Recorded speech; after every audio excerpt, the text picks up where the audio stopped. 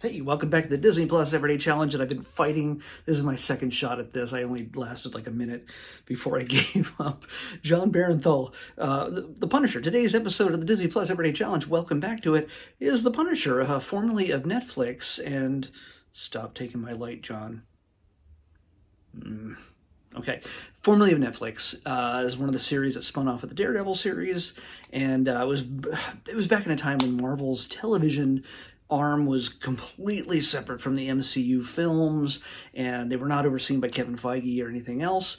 It didn't mean that they were not any less fun, but they just weren't technically part of the core MCU of storytelling, as much as some people like to think so. It was done with a very different intent in mind, and that's okay. That's okay. This doesn't make these stories any less valid or fun or interesting or well acted. But it's still a separate kind of era. And whether we'll ever see John Barenthal or someone else back in the role of Punisher, we'll see. I don't know. It's we are getting Daredevil on Disney Plus very soon, but it's kind of difficult when your main protagonist is a gun-toting anti-hero vigilante to put that on Disney Plus. It's difficult enough. I understand that if you don't know who the Punisher is, this is the fourth actor, I believe, who's played the Punisher over the years. The first was Dolph Lundgren way back in the 80s, and then Thomas Jane in the 90s, and Ray Stevenson followed up that soon after, well, probably the early 2000s, I think. There's like one every decade or so. And this, John Barenthal, who many people will recognize from The Walking Dead first few seasons, or just the first season, I don't know, played Shane. He's so good. He's so good at playing in very intense, sort of disturbed characters, and that's something that the Punisher, Frank Castle, very much is. He is not a superhero. Now, he's very much part of the Marvel universe and the comics and everything else, but he's a little hard to portray as a hero because he murders. He outright kills anything that gets in his way.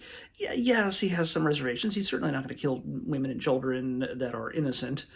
He's not going to kill innocents, and he doesn't kill other heroes. He's come close. He has beaten the crap out of both Spider-Man and Daredevil, or taken a lot of crap from both of them. He doesn't have any powers. He's just a guy with a gun and an attitude problem. He is very disturbed, and that's what this episode, this series is really good at portraying. As compared to the other films, the films were literally just gun nut wet dream fantasies, where revenge fantasies. That's all they were, and that's great. We've had a ton of Rambo and Commando and all these sorts of different movies, movies that back in the 80s and 90s and such, that were men pulling out their big giant gun and mowing down those who hurt them or their families in some way, or a neighborhood, or whatever, terrorize a neighborhood, and they get their vengeance by sometimes creatively killing lots and lots of bad guys. Fine, it's an old tradition of storytelling, yes. But the thing is, when it comes to Marvel, let's just say that not just Marvel, not just Disney Plus, but nobody necessarily needs a role model for gunning down tons of people in today's society.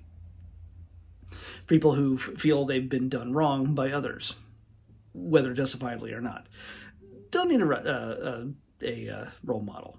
So in this case, anytime Frank pretty much unloads on somebody, or just beats the crap out of him, there is an immediate cause and effect that we understand as viewers. That it's not just him just going nuts for fun. He's got reasons. And it's usually to protect himself or others, mostly others. He's a byproduct because for the most part, he doesn't like who he is. He doesn't care much for himself. He is very intently He's intent on protecting the innocent whenever possible, or yeah. He really doesn't care much for himself because he blames himself for the death of his family. And if you didn't already know, yes, that is the main premise. Frank's family was gunned down.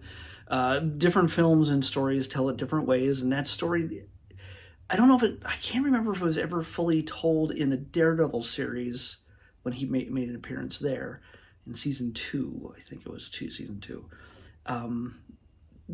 But this series very much fleshes that out, and it gives a certain urgency and a certain depth of the character that he hasn't had before.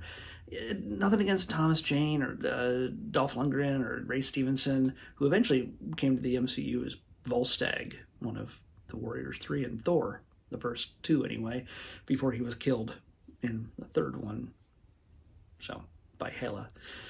Anyway,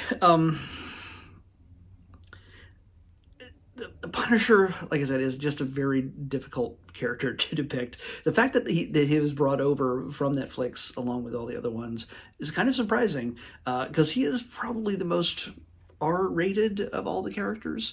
I don't know if they've really censored anything from the move from Netflix to Disney Plus, but it's still very brutal. It's still very violent. It's some of the most violent stuff that you can find on Disney Plus. But yeah, it's there's a number of different storylines that don't necessarily involve Frank immediately, but we get to see him from the very start in his element and taking out those who were responsible for killing his family. And he doesn't just commit himself to taking out the low-level grunts and the guys on the street that have guns as well. He goes through every level of society. He is not limited by borders. He is not limited by social status or anything else. He will take you down. And when you see that skull on his chest coming for you, you're dead. You're dead already. You're dead already. So yeah, it's Frank the Punisher originally appeared in in Amazing Spider-Man 129 as a bad guy, in a sense, manipulated by another bad guy of Spider-Man's. He was just a guy going around shooting people for jaywalking, doing all sorts of. He was a commentary on certain things back in the 70s when he premiered. But yeah, he's evolved since then. He's even had like demonic superpowers at one time, and now I think he has them again in the comics. Like, it's not going to last, but he's running the Hand, which if you've seen any of the Netflix Daredevil stuff, Defenders and things like that, you know about the Hand, even if you don't know the comics. Yeah, there's a whole thing going on with him, with the Hand. So, pick it up. Jason Aaron, very good writer. You'll want to check that out. He's also writing the Avengers at the same time. So, yeah. Anyway, yeah, this takes a number of different. There's a number of different people in this. I only watched one episode because I've seen the whole series already. I just needed a refresher, and this first episode is a very good jumping on point. Even if you haven't seen the Daredevil episodes that he appears in, I would still suggest watching Daredevil first. It very much gives you a better introduction to him in relation to everything else. But yeah, this can stand on its own. I don't think anybody from the other films, from the other series, shows up in here except for Karen, played by, what's her name? Come on, you were also in in True Blood. Why can't you say your name? Oh, there she is, Deborah Ann Woll. She just appeared in an episode of Quantum Leap recently. So, anyway, the new Quantum Leap. Yeah, Deborah Ann Woll appears in this. Turk shows up, of course, because I think Turk has to show up in everything. And if you're a Marvel Comics reader, then you know who Turk is and why he's very much a part of that whole street-level crime world, especially Daredevil and the Punisher. So I suggest, if you haven't watched this, I highly recommend it. It is not your normal just shoot everything in space, and it's not one of those stories. Again, nothing's wrong with that in the sense, like, I love John Wick, but this is never meant to be stylistically like just crazy like John Wick. This is very grounded. Out of all the Marvel Netflix original old Netflix shows, this is the most grounded. This is the most gritty. There is no radar, powers for the blind man. There is no bulletproof Luke Cage, and there's no superpowered Jessica Jones or an Iron Fist or anything else. This is a guy who literally just has his fists and guns, and anything that falls into his hands becomes a weapon. And just the first episode, I forgot how good it was. I forgot how, it's in a sense somewhat self-contained, but there's little elements that are peppered in throughout it that are going to lead to the bigger story as a whole coming in the whole next 2 seasons. So it is heartbreaking at times because you have to deal with Frank's nightmares about his family, about the loss of his family, and the joys he had with the family he loved so much. There's no such thing as a former Marine, but he's a Marine who's, honestly, unless he's killing bad guys, he is not stable. And you see, one of the things that you get to see throughout this is a man who just takes a sledgehammer to a wall repeatedly in his construction job, just to let out his frustrations, and people just call him psycho. But and you see him just he can't even get a night's sleep because his nightmares are involving, dreams at first that turn to nightmares when it involves his wife or kids. And also just when he tries to, he does have friends, but he keeps them at a distance, and they're all veterans, and they struggle. There's one guy who knows who he is and what he's done, as the Punisher. And there's a lot of layers to him, but most of it is unfortunately tragic.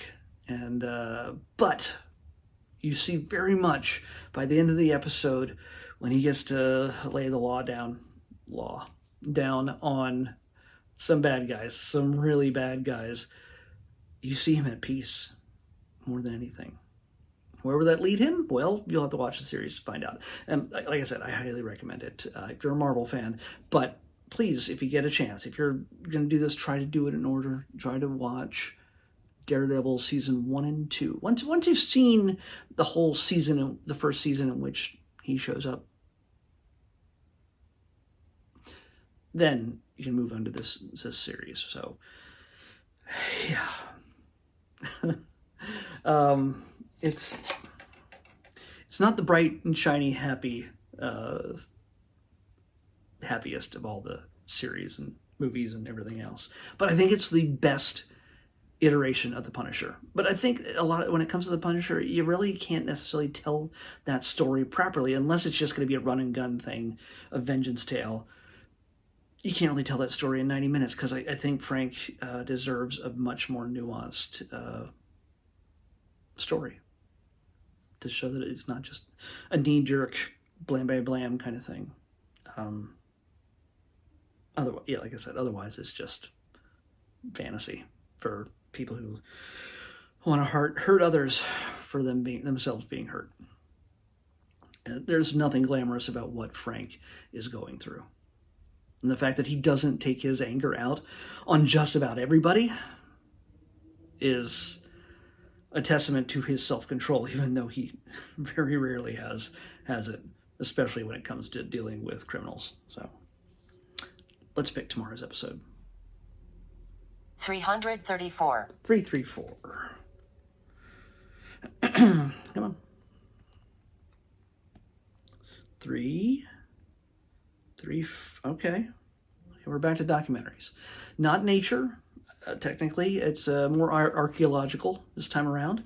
I don't know if it's probably just a single episode, not a series. I don't know. I don't know how much you can really go into this. I imagine there's a lot, but we'll see. Anyway, we're going to be watching Petra, City of Riches. Yes, that's a ancient city in the Middle East with some interesting ruins. You might have seen them in Indiana Jones and the Last Crusade, I think. I'm not sure.